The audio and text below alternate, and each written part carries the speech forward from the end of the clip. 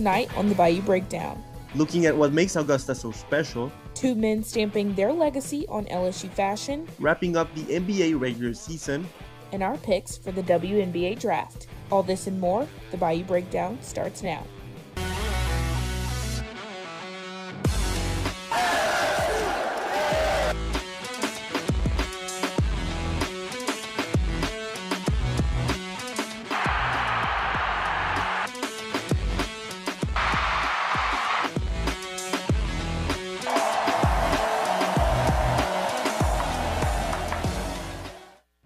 Good evening and welcome to the Bayou Breakdown. I'm Kennedy Banks. And I'm Santiago Rodriguez. Rory McIlroy wins the Masters again, the first back-to-back since Tiger Woods. Yeah, a frustrated Justin Rose fell short of the green jacket after having a two-shot lead. And then the competition between McIlroy, Rose, and Young, Kennedy really felt like it was one of the best parts of the tournament. But let's take a look at what happened in the final round. Rory McIlroy and Cameron Young were tied for the lead heading into the final round. McIlroy behind Young for a bit, but regained control through Amen corner. Rory faced some drama on the 18th hole after he hit a drive into the trees, but he managed to finish strong and secure his second green jacket. As we said, he's the first to repeat champion at the Masters since Tiger Woods in 2002, and he's the fourth to ever do it. It took McIlroy 17 tries to get here, and he's making sure he really enjoys it this time around. We lose a lot more in golf than we win, so I think when the winning comes around, you have to celebrate it to the fullest. So I'll have a good time tonight and probably have a sore head flying back to Florida tomorrow morning. Winning the Masters is one of the most complicated achievements in the world of sports. Yeah, and there's one Tiger that'll have to wait just a little bit longer to get his first. Former men's golf star Sam Burns finished tied for 7 at the Masters. Burns led the tournament in different parts of the weekend. The Shreveport native had his best round of the major tournament, scoring 5 under par on Thursday, tying McIlroy in the lead. Things kept going well for Burns on the second round as he stayed second. After a crazy moving day on Saturday, Burns finished third, shooting a 68 round free of bogeys. Unfortunately for LSU fans, Sunday was his worst round of the week, scoring 1 over par and finishing the week with 9 under, 3 shots away from McIlroy. Still a very impressive week for the 5-time PGA Tour winner. Now, Santiago, I know you love golf. What did you think about this week? I mean, the Masters is always the best tournament of the year, one of the best sporting events, as I said before. And I gotta tell you that moving Saturday and then Sunday at the beginning of the round, seeing both Rose and Young leading the tournament by 2 and then losing that lead was definitely impressive. What was your favorite part of the tournament? I don't know a whole lot about golf, but Sam Burns is from Shreveport, where I'm from. So just to see him even get that far, 7th is a really big accomplishment. I was really, really excited for him, and I know he's going to come back stronger, and I'm looking forward to what he has to do. Yeah, definitely, for sure. And it would be a dream of mine to attend the Masters tournament and see all the best golfers in the world. And you can't forget about the great food they serve. Reporter Cassidy Taylor is in the studio to tell us all about the historic event. Cassidy? One of the most prestigious sporting events in the world is now over after crowning this year's back-to-back winner, Rory McIlroy, with the infamous green jacket. When many people think of golf, they think, oh, boring, that's for my grandfather. But in recent years, the Masters has become a huge hit amongst younger generations, solely due to the exclusiveness of the event. The tournament has been around since 1934, and since that year has been held in the exact same place, the Augusta National Golf Club in Augusta, Georgia, the most prestigious and recognizable golf club in the world. It is in fact so prestigious that the odds of being able to attend this tournament are 0.55%, according to USA Today. Fans can only hope to get tickets through a randomized lottery system where the odds are still stacked against you, slim to none. The only alternative securing a ticket is through resale, which isn't the most reliable and will definitely run you at least a couple $1,000s. Since so little people have access to the event, their marketing team has been putting in overtime to ensure the advertising is available for all to see on social media. The food and timeless aesthetic are what people seem to love most about the Masters.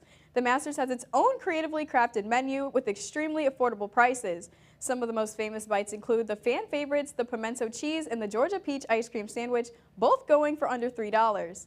Now, you're probably thinking, what's even in it for the winner? Well, the lucky winner who manages to come out on top of Sunday's round wins a variety of prizes, but the most notable prize is the iconic green jacket. A fun fact about this green jacket is it does not leave the golf club, ever. The only exception for it to leave is for the champion to wear freely for a year, then it gets returned back to the club. After watching and seeing all this food and golf action on my social media, I'm definitely applying to the ticket lottery next year and every year after that until my lucky day comes, because I need a pimento cheese sandwich. And as they would say on TV, good night from Augusta National Golf Club in Augusta, Georgia. Back to you all at the desk.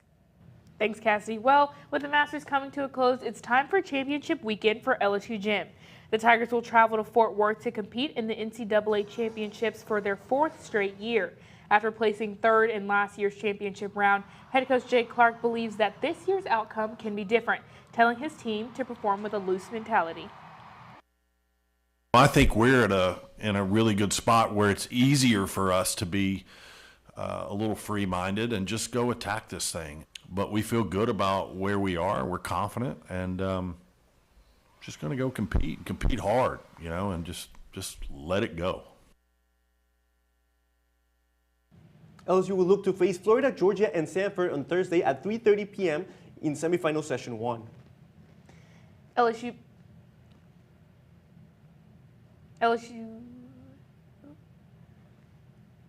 LSU baseball went over to Oxford to take on the Ole Miss Rebels. It wasn't a good showing for the Tigers, who suffered their first series sweep of the season. Coming into Sunday, they had already lost the series, but they were looking to end on a good note. The Tigers got behind 7-0, but they rallied, putting up 7 runs in the 7th.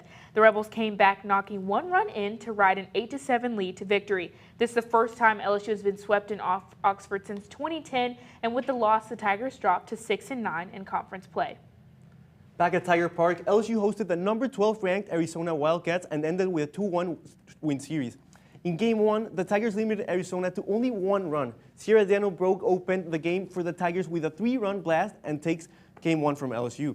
Next was the annual strikeout ovarian cancer teal game. Kylie Edwards got started scoring with an RBI triple. Then shortly after, Alex Frank hits a sac fly to left field for Edwards to score. The Tigers stayed in control of the game from here on out. Coming into Game 3, LSU was looking to secure the sweep. The Tigers got into some trouble at the top of the 6th with runners on 1st and 2nd. Arizona's Emma Kavanaugh hits one to the left and Maddox McKee can't glove it. Runners come home and Arizona takes the final game 4-2. LSU women's basketball has lost 4 players to the transfer portal so far, and Coach Mulkey and her staff are pushing to bring in some talent. They've gained 7th-ranked player Jada Williams from Iowa State, who averaged 15 points and 7 assists per game last season. They also landed guard Layla Reynolds from Florida, who averaged 12 points and 3 rebounds for the Gators. With all these new athletes coming to LSU, they're going to need some new purple and gold attire.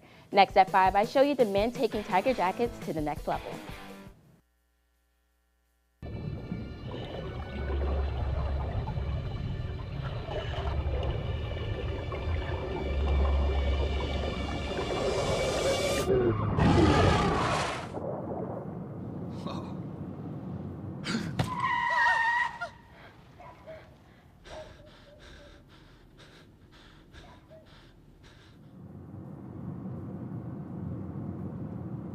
Eyes forward. Don't drive distracted. Be right there. Wait. Use the shovel and bucket of water, remember? Drown, stir, drown, feel. Then make sure it's cool. Where'd you learn that? SmokeyBear.com. Brushed up on some tips before we left. Don't want to start a wildfire, right?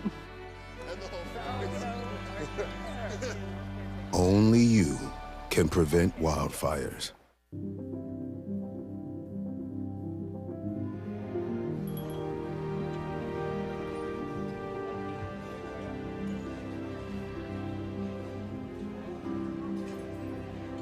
The freedom to live in safety.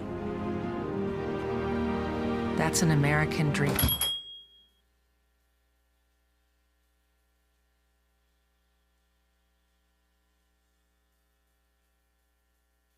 There's nothing like celebrating a big play. But now, we're celebrating something bigger than sports. Love, you're mine. Love? You're mine. You're training your mind as much as you're training your body. For me, just stay grounded. Be with the people who make my mental health better and not worse. So when you see us hit this, it's a reminder to love. You're mine.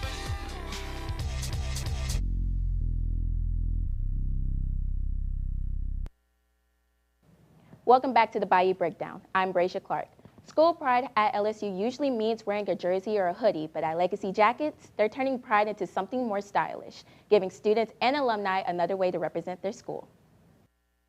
It's a familiar sight on LSU's campus to always be repping the purple and gold, but two people are reimagining what that pride might look like. Meet Jai Turk and Devin McCoy, the co-founders of Legacy Jackets. Only founded in 2024, what began as a simple idea for Turk and McCoy quickly turned into a creative and unique business that many people haven't seen. With Turk leading the brand and McCoy being the creative director, they have combined their vision to build the company from the ground up.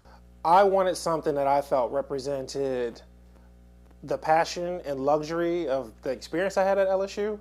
And Devin was a childhood friend, already designing clothes. So we just played with the idea of making a product, and it's the one I have on.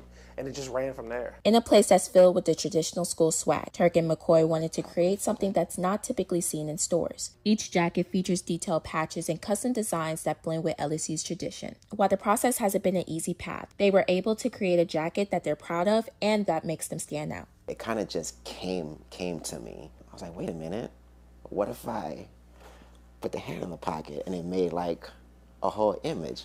I was like, I've never seen this before. So it's an original concept. I want people to, when they see my stuff, it's like, wait, what is that? They started getting even more traction when LSU's women's basketball head coach Kim Mulkey was seen wearing one. I should just go ahead and wear it today. With this visibility, the brand saw an increase in sales, but Turk and McCoy says the biggest win was seeing their design being worn and supported by Mulkey. Like my first Christmas.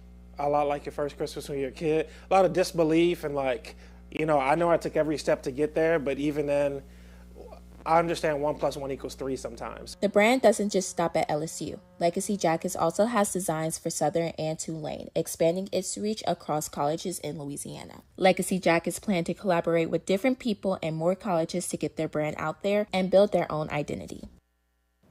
To find out more about these stylish jackets, check out at Legacy Jackets on Instagram or go to legacyjackets.com to buy one today. Next at 5, we wrap up the NBA regular season and give our picks for NBA MVP and more. Don't go anywhere.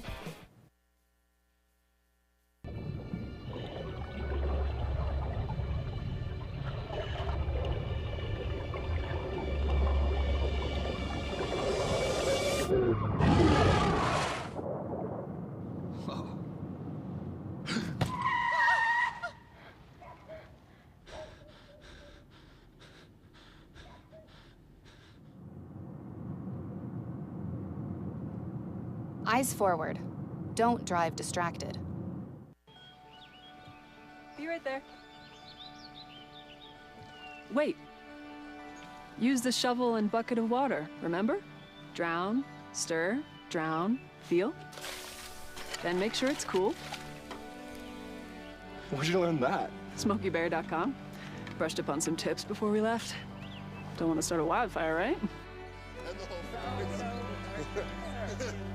Only you can prevent wildfires.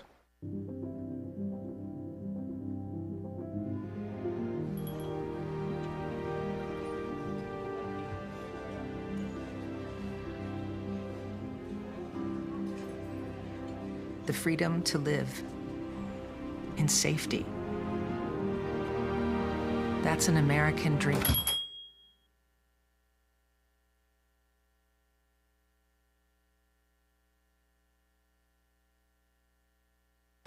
There's nothing like celebrating a big play. But now, we're celebrating something bigger than sports. Love, you're mine.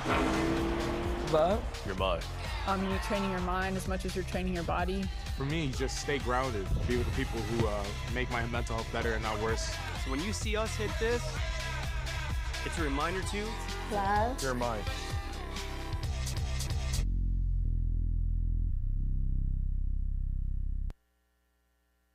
The NBA regular season is over, and now it's time for the playoffs.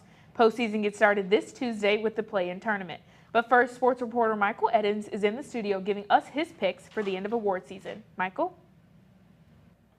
Thanks, Kennedy. Now I want to talk about the biggest personal award in all of basketball, the MVP. First is Shai Gilgeous-Alexander. He's the reigning MVP and Finals MVP, and he has been just as dominant this season as OKC has the best record in the NBA yet again. Next is Victor Wembanyama, who's only in his third NBA season, but he plays like a vet. Victor has led the Spurs to the third best defensive rating and the fourth best offensive rating in the NBA.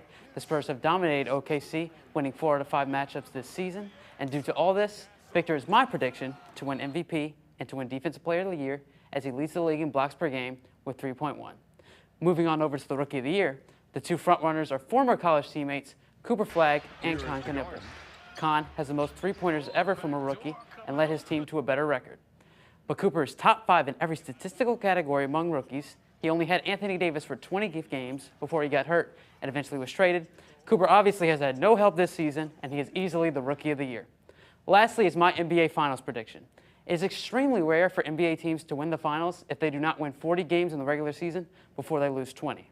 So I'm sticking with that philosophy for my pick.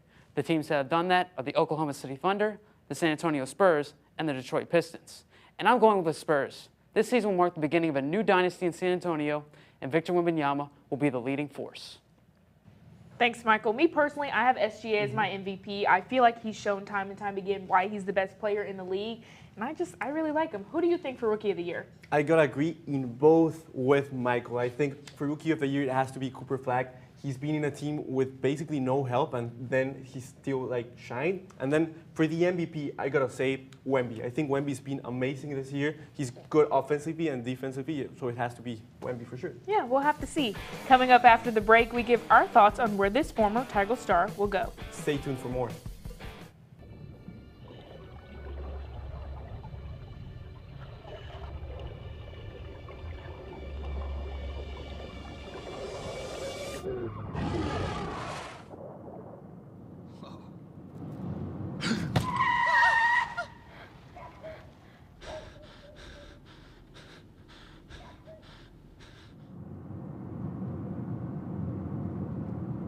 Eyes forward. Don't drive distracted.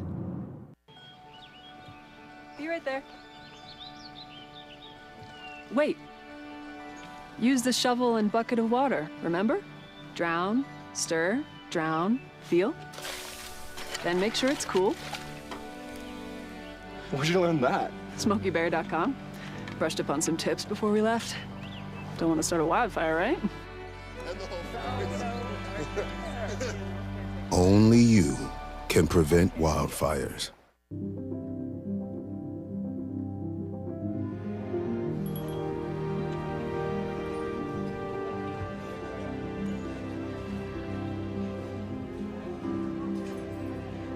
The freedom to live in safety. That's an American dream.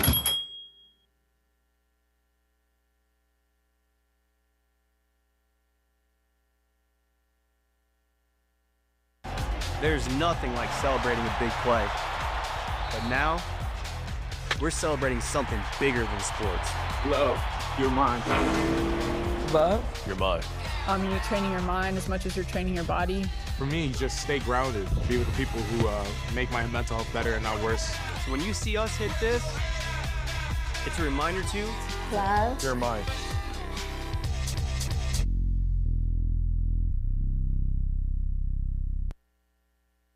Welcome back. The WNBA Draft is tonight. Santiago, I have to know who you have going first overall. I mean, I gotta say either Lauren Betts, Alwa Pham, or Olivia Miles. Those are my 3 picks. Olivia Miles had a great season with TCU. Lauren Betts, we saw her over in Sacramento. She did great and ended up winning the national championship. She ended up being the MVP. And Alwa Pham, she's coming from Spain. Great overall, 18 years old. It's going to be interesting how she adapts to the United States. What do you think? I just can't believe you didn't say AZ Flood. I feel like a lot of people had forgotten how dominant she is. I know UConn kind of had a down tournament, but she is the best player in women's college basketball, so I can't believe you would even say that. But before we get out, I have to say Flau'jae Johnson is absolutely going to the Atlanta Dream. She has to reunite with Angel. It's a storybook ending. I have to see it happen. I mean, I've heard she has 80% chance to go to Toronto, so I don't know if that thing is going to happen to Atlanta, but we'll see tonight at 6 p.m. That's all we have for this edition of the Bayou Breakdown. I'm Kennedy Banks. And I'm Santiago Rodriguez. Have a great night.